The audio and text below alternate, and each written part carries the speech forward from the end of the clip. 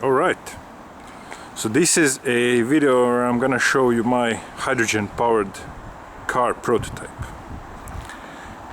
So here, this is the engine. It's a 1.5 liter, obviously a Mazda engine, petrol, with some slight modification to the fuel intake system. Most notably the injectors, the hydrogen injectors here, and a custom PCB which is designed to interface between the computer which was driving the old style petrol injectors, and these ones petrol injectors are much smaller, so instead of risking damaging the ECU, I have just made a custom PCB which is kind of interfacing and is able to provide much more current for these much beefier gas injectors. Now here I'm using CNG/LPG style of injectors. I went for the highest quality ones I could have reasonably find, and they are HANA branded, in hopes that that's gonna kind of be sufficiently good enough for the hydrogen system.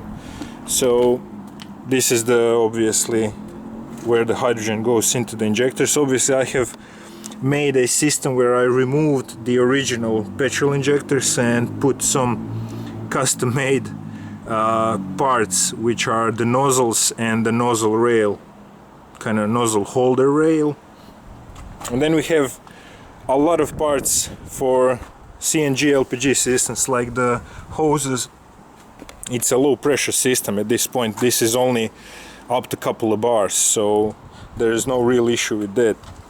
This is a typical filter for LPG CNG, a rail which is just holding on a splitter rail. You have the main input and then 4 outputs for 4 injectors, and then we have the wire coming into the car. Obviously it's a fairly crude experiment, and it's going back to the actual small B size hydrogen cylinder, hydrogen compressed cylinder. Now let me show you that a little bit.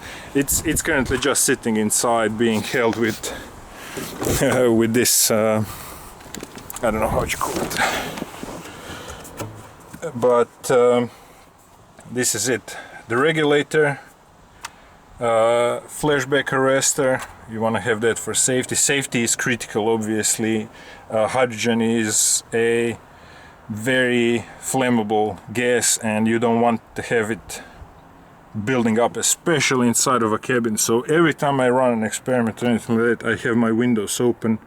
Currently even the trunk is open, all of the windows are open. So because hydrogen is much lighter than air, it's gonna go up and it's gonna build up only up to the roof area, so it's probably gonna go out and it's not gonna be a problem. But if the whole cabin was to fill with, as they say, at atmospheric pressure and temperature with more than 4%, it's gonna become explosive.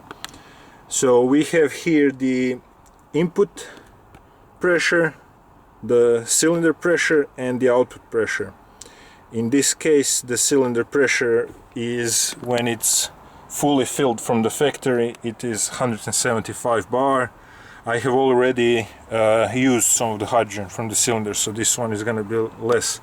And then with the knob we can regulate the output pressure, which in this case is going to be around 1.5 bars. That's something that I'm currently experimenting with, what works the best and what sort of pressure are we looking into. The really important leak detector is here, so every time I make a joint I test all of the joints. This is the critical joint here, because it's really the only high pressure joint apart from this.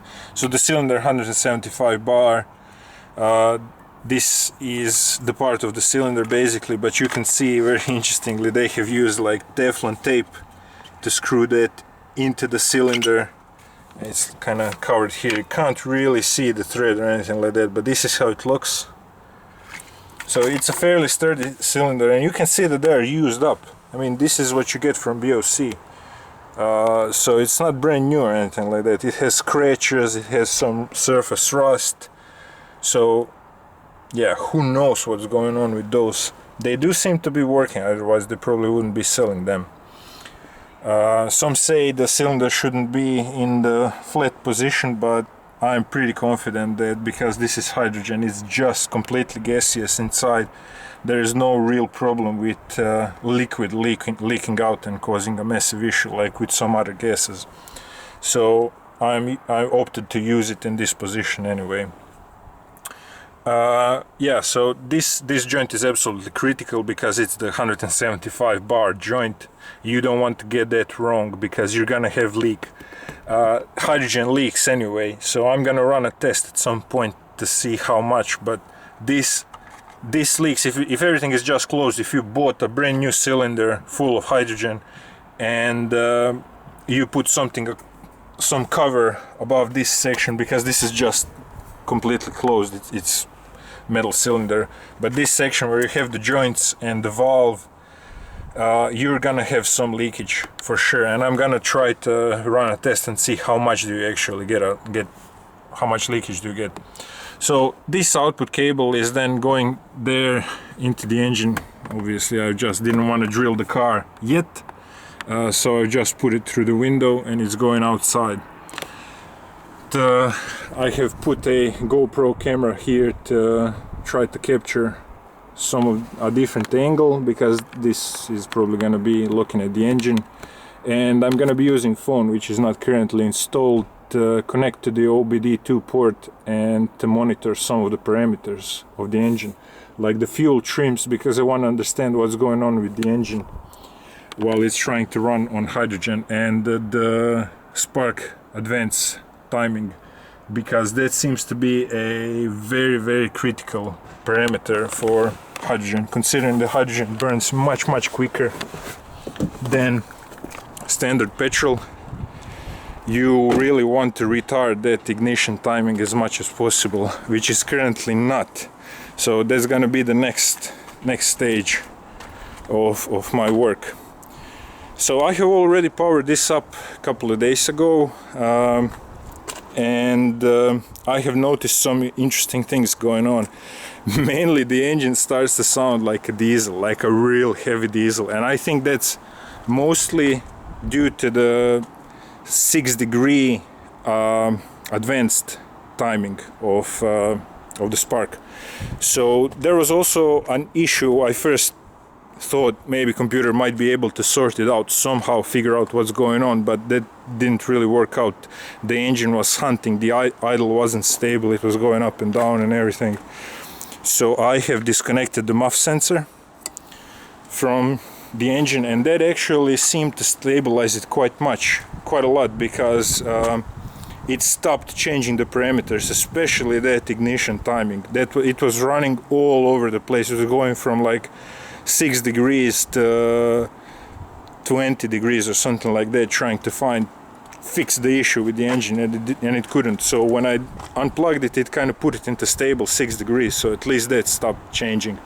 The fuel trims, I think, also started to change a little bit when I removed it, but there's much more work I need to do with it. So let's basically now try to turn on the car, listen to it, see what happens and how it goes. Okay, so we've got this going on. The car says it's 6 degrees, ignition timing advanced. So let's add hydrogen to the system. Let's build up the pressure. And here we go, 1 bar. Now I'm pretty sure the car is gonna turn on at 1 bar. Actually, I'm gonna put a little bit more, because I've noticed that the car works better at higher pressure. Actually, this is a good time to do a pressure test. So if you lower the pressure, it does go down a little bit, but at some point it keeps on staying. So that shows that there is no leaks in the rest of the system, including the injectors. So let's build that up back again to the 1.2 bars or so. Something like this, let's say. Yeah. And let's turn on the car.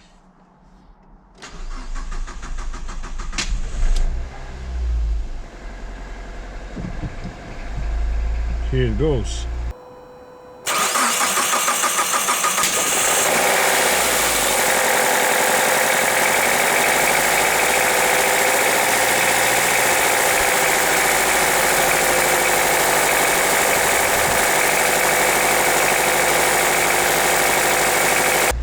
The fuel trims went from 0 to 1, short-term fuel trim.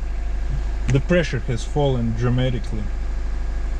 Look, I have 0.1 bar and the engine still works. Look, I have almost no pressure.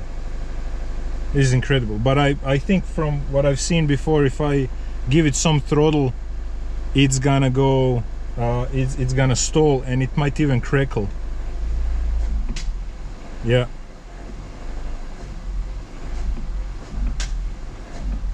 So it's not happy with that.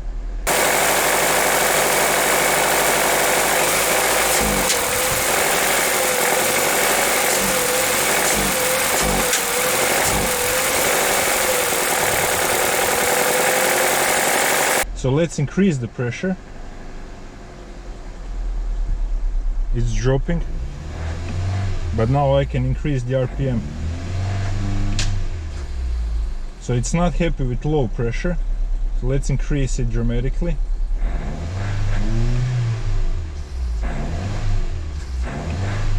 Now I can do this.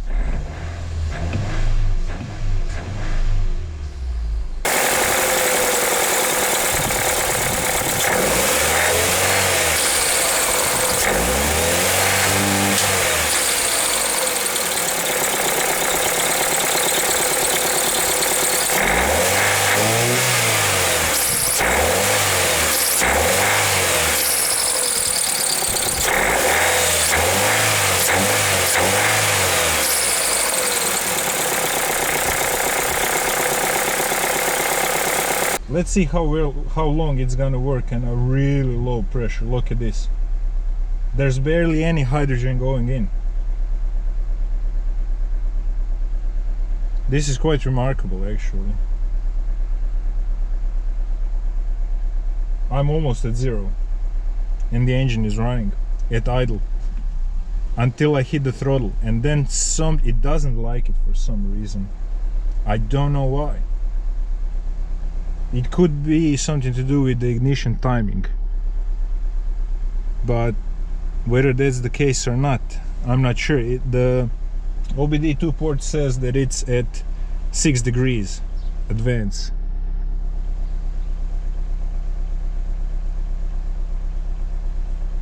So it's quite happy apparently to work at a really low ratio of hydrogen to air. Let's see how far we can go.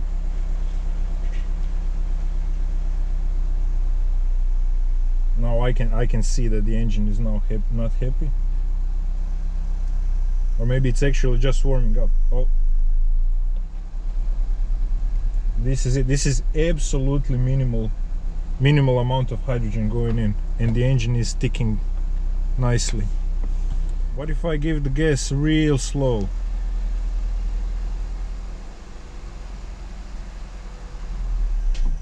Oh, so this might be a regulator issue. I think it's struggling to regulate real low pressure. Low pressure at high rate.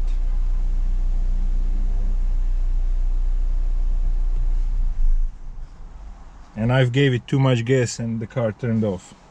Let's try to turn on the car back again. So it needs a bit more, I reckon, to start, which is fair enough.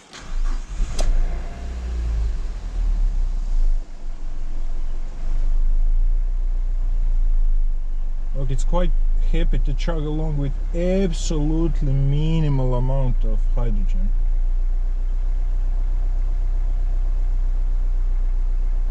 I know for a fact there's just a tiny amount of hydrogen going in now.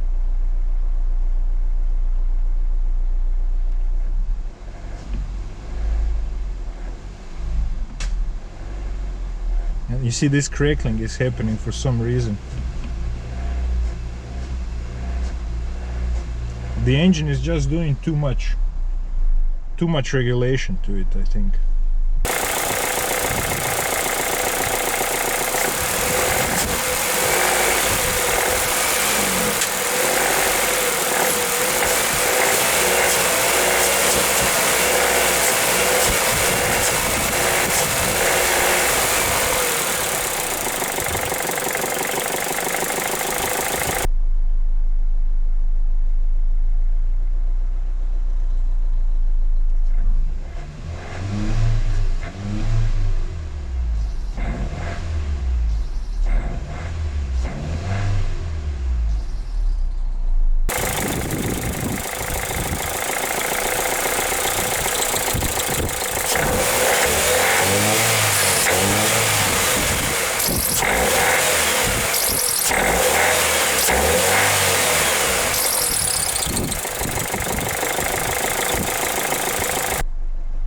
So I'm probably gonna run out of hydrogen any moment now.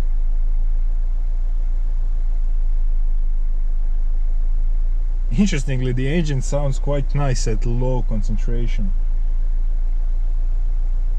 Minimal concentration. It sounds beautiful.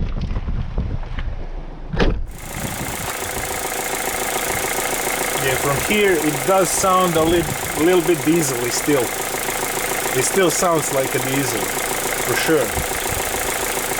The injectors sound good. Last time I tested them at real high pressure, they were making funny noises. But it seems that this low pressure is okay for them. They don't mind it. And we're still running on fumes, I can say now. I don't know if this translates on the camera, but each time the LED turns on, and while it's on means that the injector is open. So you can see one wire for each injector. So you can see kind of the firing order, but also the amount of time injectors are open.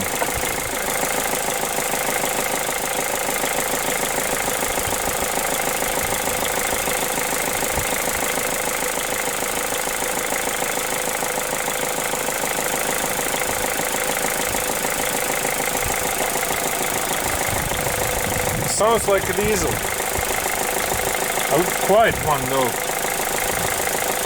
I need to change that timing and see what happens with that. Whether that sound goes away, because I think it should probably sound like any other petrol engine. It shouldn't have this knocking sound. But that's my guess. I might be wrong with that. I don't know until I try, really. So it's basically showing zero pressure on the cylinder and the engine is still running. It's still running.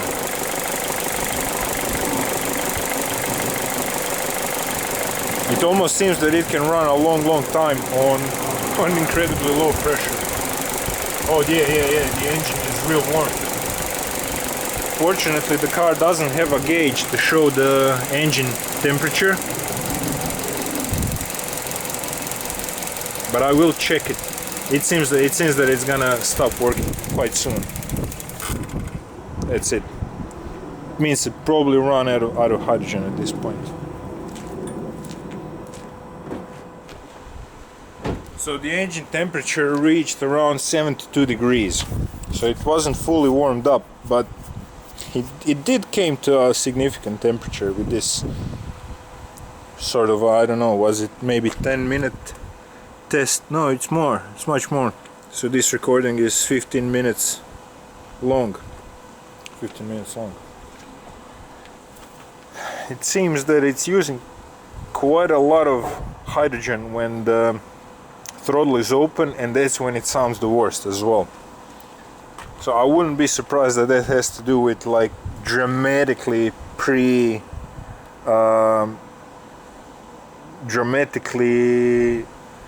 advanced timing for the fuel, because the fuel burns extremely quickly at high pressure especially. So I've tried to do a lot of research on that stuff, but it's actually quite hard to find some concrete data on the hydrogen burning rate, especially at high pressure. So we're talking at hundreds or maybe even thousands of bars in the cylinder when the compression and the combustion process starts. So the burn rate might be huge. I have found a really interesting study which has done tests on sub-atmosphere pressure, so less than 1 bar, and it seemed that it's somewhat proportional. The burn rate was somewhat proportional to the pressure. So lower pressure, the speed was slower, and the higher pressure, the flame speed was quicker.